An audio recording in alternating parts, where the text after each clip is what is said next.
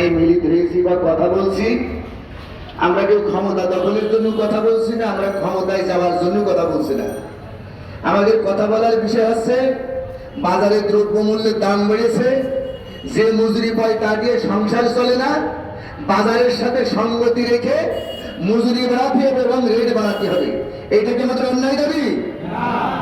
দাবি যদি অন্যায় না হয়, তাই সেই দাবি যদি কেউ না দেয়, তাহলে তার জন্য লড়াই করা কি অন্যায়? তাহলে আজকে আমরা কিন্তু এখানে জড়ো হয়েছি ওই দাবির জন্য। এই যে আমাদের পাশে নির্মাণ শ্রমিকরা আছে, এই ভাইরা মাঝে মাঝে এই গলি ছিঁড়ে পড়ে মারা যায়। বাংলাদেশে বর্তমানে সবচেয়ে বেশি মারা যায় নির্মাণ শ্রমিকরা। তাদের কেউ মৃত্যুর পরে জরিমানা পায়, কেউ পায় না। শ্রমিকরা কেউই ভালো নেই। আজকে লোকাল গার্মেন্টসের শ্রমিকরা এই জায়গাতে কেউ কিন্তু আসে না। শ্রম পরিদর্শক বলেন, সরকারি দপ্তরের লোক বলেন, তারা কিন্তু এখানে এসে দেখে না এখানে কোন অবস্থায় কাজ করে, একটা ঘরের মধ্যে কয়টা মেশিন আছে, তার মধ্যে কয়টা বাতি জ্বলে, কি অবস্থায় ঘুমিয়ে থাকে, তার বাথরুমের অবস্থা কি, তার খাওয়ার পরিবেশ কি, এইটা দেখার কিন্তু লোক আমাদের এখানে নাই। তাহলে আজকে আমরা যখন রাস্তায় নামেছি, আমাদের একটাই দাবি, কাজ করব, মালিকের পাওনা মালিকরে বুঝে দেবো। আমি যখন বাড়ি যাব, মালিক আমার পাওনা হাতে হাতে বুঝে দেবে, আমি সাথে সাথে বাড়ি যাব। বিকাশে কোনো পাওনা নেবো না, হাতে হাতে পাওনা নেবো, সাথে সাথে বাড়ি যাব। ওই বিকাশ নম্বরের পাওনা নিলি বাড়ি গেলে পাওনা দেয় না, দেন। এই জন্য বিকাশের পাওনা ভাই বন্ধ। আর মাসের 10 তারিখ হবে, আমার টাকা আমার দিয়ে দেবে। আমার টাকা মালিকের কাছে সে বলবো ফকিরের মতো, ভাই দাও দাও দাও, এইটা ভুলে যেতে হবে। সানরাইজ আমাদের জীবনে থাকবো না। আমাদের কথা 10 তারিখে টাকা দাও, আমার মাসের মতো মজুরি দাও। অতএব মনে রাখতে হবে, আজকে আমরা 3টে বিষয় নিয়ে রাস্তায় নামেছি। বাজার দরের সাথে সঙ্গতি রেখে মজুরি দিতে হবে, প্রসেসের দাম বাড়াতে হবে, শ্রম আইন বাস্তবায়ন করতে হবে। এই কথা নিয়ে আমরা আজকে স্লোগানের মধ্যে সবাই বলবো। আর টাকা দিবা হাতে হাতে, বাড়ি যাবো সাথে সাথে। যে মালিক টাকা দেবে না, তার প্রতিষ্ঠান ছেড়ে কেউ বাড়ি যাবো না। টাকা দেবো, বাড়ি যাবো। টাকা না নিয়ে এই বাড়িতে আমরা ঈদের সময় বাড়ি যাবো না, যাবো না, মনে থাকবে। আর আজকে থেকে প্রত্যেক কারখানিতে বলতে, ভাই আল্লাহ অপকর্মের কথা বলছি না, আসো একসাথে হই, আগামী দিন আমরা দল ভাঙ্গি ভেঙে আমরা মজুরি বৃদ্ধি করি। কারণ এদেশে যে সরকারি ক্ষমতা আসুক, শ্রমিকের মজুরি বাড়ে না।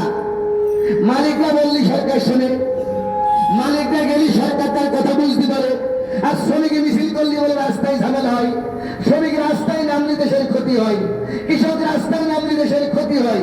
যারা উৎপাদন করে, যারা পরিশ্রম করে, তাদের কোনো গুরুত্ব এই সমাজ রাষ্ট্রে নাই। সে কারণে শ্রমিকদের মিছিল করতে হয়, কৃষকদের মিছিল করতে হয়। আজকে লোকাল গার্মেন্টস শ্রমিকদের বলবো, এর মধ্যে অনেকে আছেন আজকে যাদের লেখাপড়ার বয়স ছিল, ইতিমধ্যে অনেকের পরীক্ষা শেষ হয়ে গেছে, কয়েকদিন পরে তারা জানিয়ে দেবে।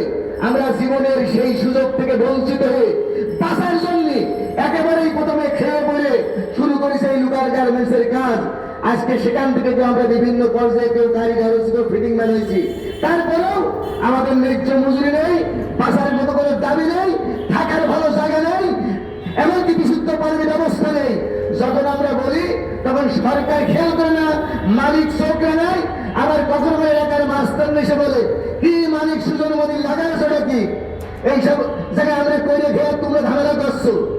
এমনকি খালাদের পাটি বিক্রি করতে তারও সন্ধানে এক সময় এমন ছিল যে রাস্তা দিয়ে হারবা, সে রাস্তার মধ্যে দেখা গেল সন্ধ্যার ব্যাপার সেবার আছে।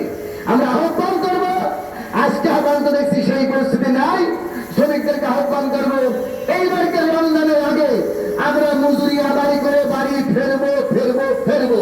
সেই আহ্বান জানিয়ে সবাইকে ধন্যবাদ জানাচ্ছি।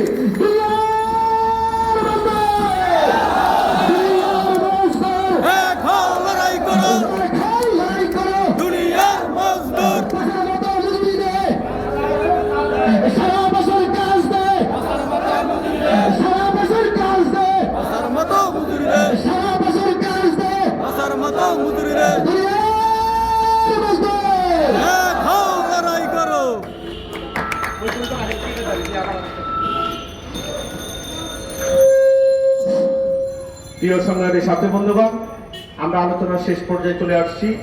সংক্ষিপ্ত মিছিল হবে, আপনারা সবাই অংশগ্রহণ করবেন। ইতিমধ্যে আজকের সবার অতিথি সহ বক্তারা বলেছেন লোকাল গার্মেন্টস শ্রমিকদের যে সমস্যা সংকট সেটা তুলে ধরেছে। ইতিমধ্যে আপনারা জানেন এই লোকাল গার্মেন্টস দীর্ঘ 50 বছর ধরে এদেশের মানুষের অর্থনীতি এবং এই শ্রমজীবী মানুষের পাশে আছে।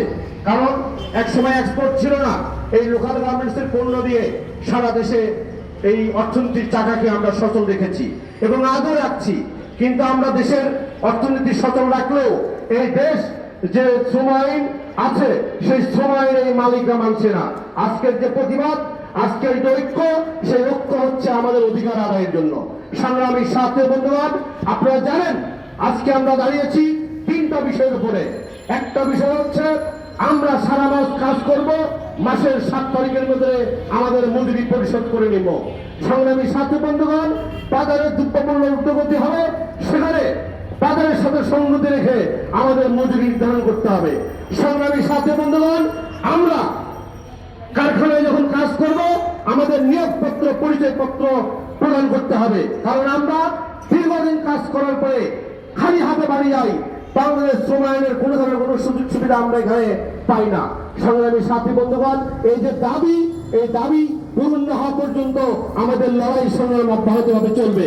সংগ্রামী সাথী বন্ধুগণ, এখানকার যারা মালিক সমিতির নেতৃবৃন্দ আছে, যেসব মালিকরা আছে, তাদেরকে আহ্বান করব, আসুন আগামীতে শ্রমিকদের যে এই সঙ্গত দাবি ও অধিকার নিয়ে শ্রমিকরা মাঠে নেমেছে, সেই দাবি অধিকার নিয়ে আপনারা বিবেচনা করবেন এবং অবিলম্বে শ্রমিকদের এই সমস্যা সংকটে আপনারাও আমাদের পাশে এসে দাঁড়াবেন। কারণ ইতিমধ্যে আমরা জানি বাংলাদেশ কলকারখানা পরিদর্শক সহ শ্রম অধিদপ্তরে আমরা বিষয়টিকে অবহিত করেছি।